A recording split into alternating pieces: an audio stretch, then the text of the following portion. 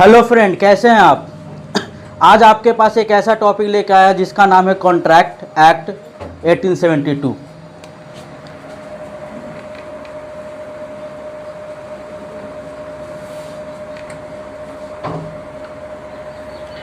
ये Indian contract act है, Indian contract act.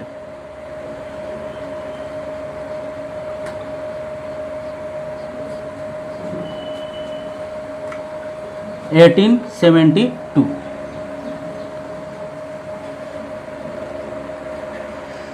ये कॉन्ट्रैक्ट एक्ट एक वैसा एक्ट है जिसमें तो 1872 में ये स्टार्ट किया गया था। ये कॉन्ट्रैक्ट के साथ बहुत सारा टॉपिक लाया गया हुआ था। पहले तो सेल ऑफ गुड्स एक्ट था, उसके बाद इंडियन पार्टनरशिप एक्ट था, लेकिन सेल ऑफ गुड्स एक्ट और पार्टनरशिप एक्ट ये दोनों को 1930 में सेल ऑफ गुड्स एक्ट और 1932 में पार्टनरशिप एक्ट को हटा दिया गया हुआ था।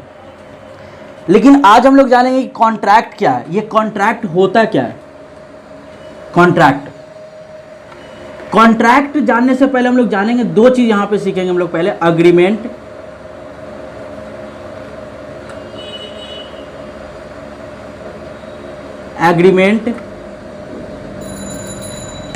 और कॉन्ट्रैक्ट।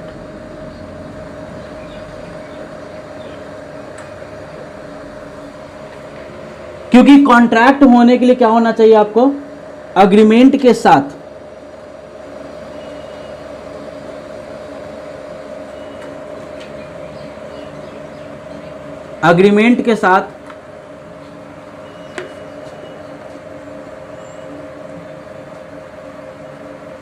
एसेंशियल एलिमेंट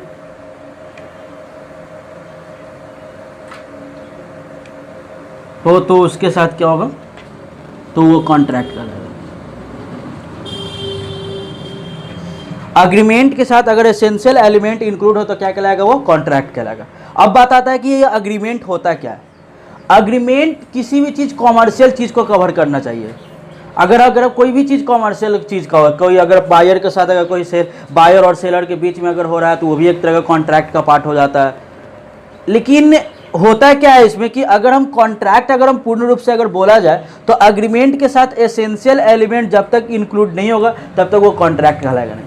इसलिए इसका एक इक्वेशन बन जाता है, agreement plus E square is equal to contract, तब जाकर ये वैलिड कॉन्ट्रैक्ट रहता है। इसलिए इसका एक डिफिनेशन भी है, एन अग्रीमेंट इज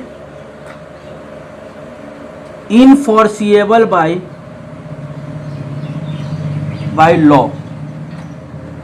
ये सेक्शन 2 सब सेक्शन H में लाया गया होता है। An agreement is enforceable by law. ये इनफोर्सिएबल क्या है, ये इनफोर्सिएबल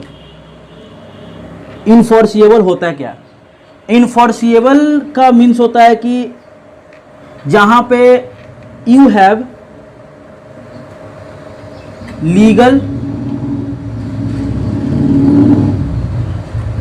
रेमेडी हो।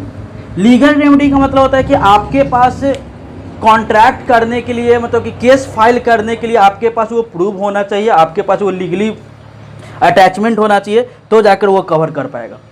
मतलब कि an agreement is enforceable by law, मतलब कि आपका जो लॉ के अनुसार जो लीगली कोई भी काम हो रहा है आपके पास एक प्रूव है, आपके पास केस फाइल करने के लिए, उसी को हम लोग क्या बोलते हैं, कॉन्ट्रैक्ट बोलते हैं। जो कि ये सेक्शन 2 सब सेक्शन H में ये डिफाइन किया गया था। अब बात आता है कि ये इनफोर्सिएबल का सोर्स क्या है। तो इनफोर्सिएबल का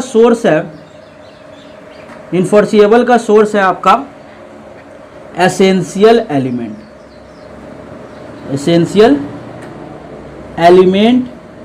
of a valid contract. Essential element of a valid contract means इसका एलिमेंट होता है एक कॉन्ट्रैक्ट, वैलिड कॉन्ट्रैक्ट बनने के लिए, एक सही कॉन्ट्रैक्ट होने के लिए उसका एक सोर्स होता है एसेंशियल एलिमेंट। अब ये एसेंशियल एलिमेंट क्या होता है उसको हम लोग, फर्स्ट है एटलीस्ट 2 और मोर पार्टीज। किसी भी कॉन्ट्रैक्ट को करने के लिए मिनिमम 2 पार्टीज होना चाहिए और मैक्सिमम जितना बनाना है उतना बना सकते हैं, क्योंकि कॉन्ट्रैक्ट करने के लिए आपको 2 पार्टीज होना कंपलसरी है, तभी जाकर वो कॉन्ट्रैक्ट हो सकता है। ठीक है। And now offer and acceptance. अब ये क्या है, बहुत ही इंपॉर्टेंट टॉपिक है, offer and acceptance. Offer and acceptance means, first of all पहले ऑफर हम देते हैं। सपोज एक एग्जांपल हम लेते हैं, अगर हम सलमान खान को अगर बोले कि आप हमारे फिल्म में कास्ट करें, हम सलमान खान जी को ऑफर दे दिए, लेकिन उधर से कोई एक्सेप्टेंस नहीं हुआ है, तभी तो वो कॉन्ट्रैक्ट नहीं है ना। अगर हम ऑफर दे रहे हैं सलमान खान को, मिस्टर सलमान खान को ऑफर दिए, और उधर से सलमान खान अगर उस बात को, उस ऑफर को एक्सेप्ट करके देते हैं, तब वो क्या है, आपका कॉन्ट्रैक्ट हो सकता है। लेकिन अगर ऑफर हो और एक्सेप्टेंस ना हो तो वो कॉन्ट्रैक्ट के पार्ट में नहीं आएगा, ठीक है। तो वो एसेंस, तब वो वैलिड कॉन्ट्रैक्ट तो नहीं हो सकता ना। तो वैलिड कॉन्ट्रैक्ट होने के लिए सेकंड पॉइंट होना चाहिए ऑफर एंड एक्सेप्टेंस। आपका ऑफर होगा, उसके साथ साथ आपके साथ एक्सेप्टेंस होगा, तभी जाकर वो काम हो पाएगा। सपोज एक और एग्जांपल लेते हैं, हम मुकेश अंबानी के बंगला खरीदने में इंटरेस्टेड है। हम मुकेश अंबानी जी को बोले कि आपके बंगला को हम परचेज करना चाहते हैं, लेकिन ऑफर तो हम दिए मुकेश अंबानी जी को, लेकिन मुकेश अंबानी जी उसके बदले में रिटर्न कोई एक्सेप्टेंस नहीं मिला है, तो वो ऑफर नहीं है, तो वो कॉन्ट्रैक्ट नहीं है, तो वो कॉन्ट्रैक्ट आपका वैलिड कॉन्ट्रैक्ट नहीं हो सकता है। तो कॉन्ट्रैक्ट वैलिड होने के लिए आपका ऑफर एंड एक्सेप्टेंस दोनों होना चाहिए, ठीक है। Number third,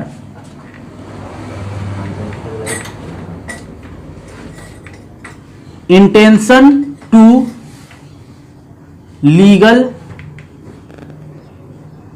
relationship. अब ये क्या है, intention to legal relationship. Contract होने के लिए दो पार्टीज के बीच में एक लीगल रिलेशनशिप होना चाहिए। अगर वो लीगल रिलेशनशिप नहीं होगा, इंटेंशन टू लीगल रिलेशनशिप नहीं होगा, तो वो कॉन्ट्रैक्ट नहीं होगा, वो तब वो वैलिड कॉन्ट्रैक्ट नहीं हो सकता।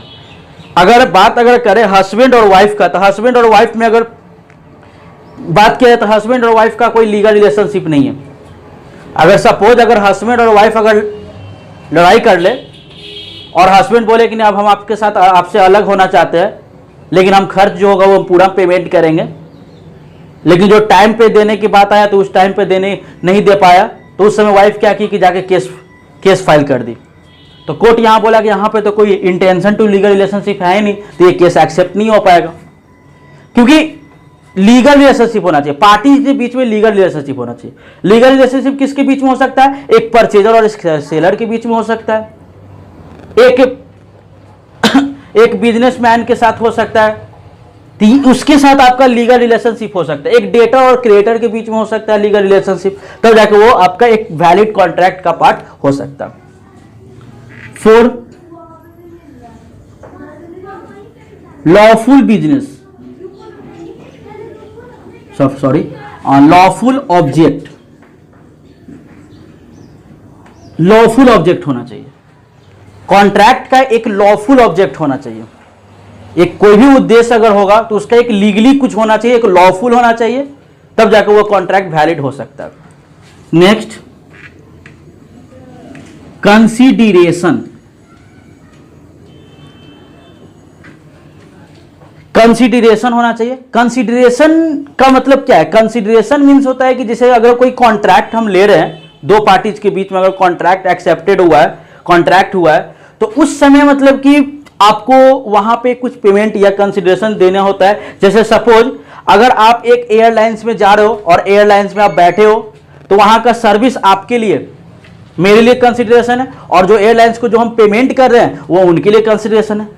अगर रेस्टोरेंट में जाते हैं, रेस्टोरेंट में हमको सर्विस मिल रहा है, तो सर्विस हमारे लिए कंसीडरेशन है, और उसके लिए अगर हम जो हम पेमेंट कर रहे हैं वो उसके लिए कंसीडरेशन है। तो वो लॉफुल होना चाहिए।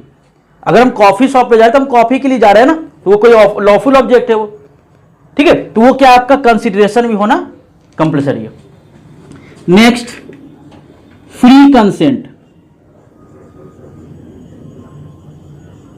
फ्री कंसेंट भी होना जरूरी है। कॉन्ट्रैक्ट होने के लिए फ्री कंसेंट भी होना चाहिए। फ्री कंसेंट मींस हम फ्रीडम है, कॉन्ट्रैक्ट करने के लिए हम फ्रीडम है। हम जो भी पार्टीज होंगे वो उन दोनों के बीच में क्या होना चाहिए, कॉन्ट्रैक्ट करने का, वो पार्टीज का आपका एक फ्री कंसेंट होना चाहिए। वो क्या हो सकता है कॉन्सेंट में, सपोज मान लें कि अगर कोई पर्सन आकर हमें बोले कि हम आपके गाड़ी को परचेज करना चाहते हैं, लेकिन हम उनको बोले कि हम अपना गाड़ी बेचने में इंटरेस्टेड तो नहीं है, फिर भी वो बोला कि नहीं हम आपके गाड़ी को परचेज करना चाहते हैं, तो हम फिर बोले कि नहीं हम नहीं देंगे गाड़ी, हम इंटरेस्टेड नहीं है बेचने के लिए। तो उस समय वो पर्सन, वो जो पार्टी था, वो पार्टी आया और मेरे सिर पर आके गन लगा दिया और बोला क्या कि अब बेचो। तो उस समय तो जबरदस्ती हम बेचे, तो वहां पे वो कॉन्ट्रैक्ट काम नहीं करेगा। वो वहां पे फ्रीडम नहीं है, हम लोग फ्री कॉन्सेंट है वो, क्योंकि कॉन्ट्रैक्ट होने के लिए फ्री कॉन्सेंट होना चाहिए। अगर ऐसा पार्टी आकर अगर जबरदस्ती बोले कि हम लेंगे तो वो कॉन्सेंट, वो आपका कॉन्ट्रैक्ट का पार्ट नहीं हुआ वो, ठीक है। तो वो नेक्स्ट,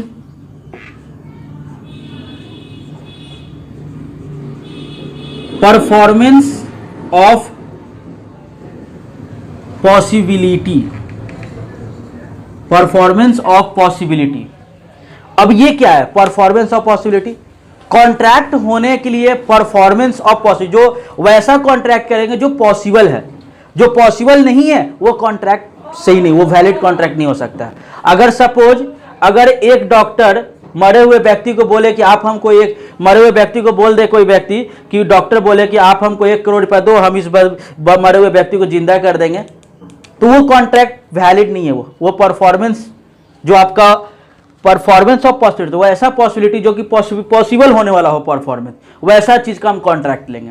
अगर हम बोल दें कि आसमान से तारा तोड़ के ला दें तो वो भी कॉन्ट्रैक्ट सही नहीं, वो पॉसिबल नहीं है, ठीक है। Next,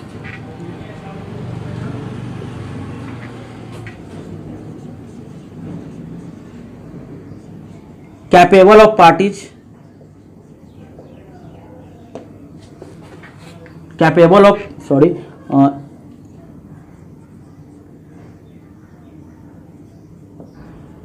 capable of parties entered into contract, entered into contract, capable of parties entered into contract. अब बात आता है कि कैपेबल कौन हो सकते हैं, किसी भी कॉन्ट्रैक्ट को करने के लिए कैपेबल कौन हो सकते हैं? कैपेबल कोई भी पर्सन हो सकते हैं, लेकिन कैपेबल कौन नहीं हो सकते हम वो अभी बताते हैं। कैपेबल कौन नहीं हो सकते? First, unsoundness mind, unsoundness mind, unsoundness mind जो पर्सन होंगे वो कॉन्ट्रैक्ट करने के लिए कैपेबल नहीं है। एलियन इनेमी, एलियन इनेमी जो है वो भी कॉन्ट्रैक्ट करने के लिए कैपेबल नहीं है। एलियन इनेमी मीन्स क्या कि जब हमारे कंट्री को दूसरे कंट्री से जब युद्ध होते रहता है, लड़ाई वगैरह होता है, या फिर कोई भी बात को लेकर अगर कुछ प्रॉब्लम चलता है एक कंट्री से दूसरे कंट्री को लेकर, तो वहाँ के सिटीजन को हम लोग क्या बोलते हैं? एलियन इनेमी बोलते हैं, एलियन इनेमी बोलते हैं। तो वैसा अगर वैसा पार्टी के थ्रू अगर हम कॉन्ट्रैक्ट करवा लेते हैं तो वो भी मेरे लिए कैपेबल नहीं होता।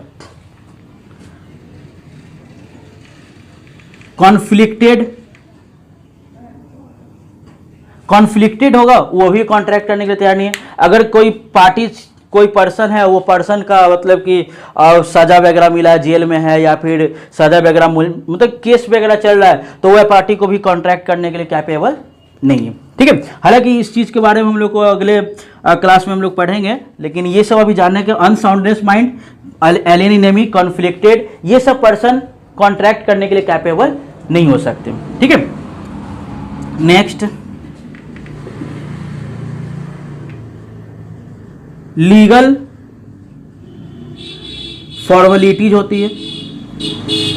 अभी लीगल फॉर्मेलिटीज क्या होता है? क्योंकि कॉन्ट्रैक्ट करने के लिए लीगल फॉर्मेलिटीज तो होना चाहिए ना, बॉन्ड पेपर बनाना कॉन्ट्रैक्ट करने के लिए, तो एक लीगली मतलब कि एक रिटेन फॉर्म में होना चाहिए। तो वो मतलब आपका एक जैसे बॉन्ड में बनाना या रिटेन है, तो वो सब लीगली जो होता है कॉन्ट्रैक्ट करने के लिए वो सब देखना होता है, ठीक है। तो ये मतलब आपका एक वैलिड कॉन्ट्रैक्ट का एक एलिमेंट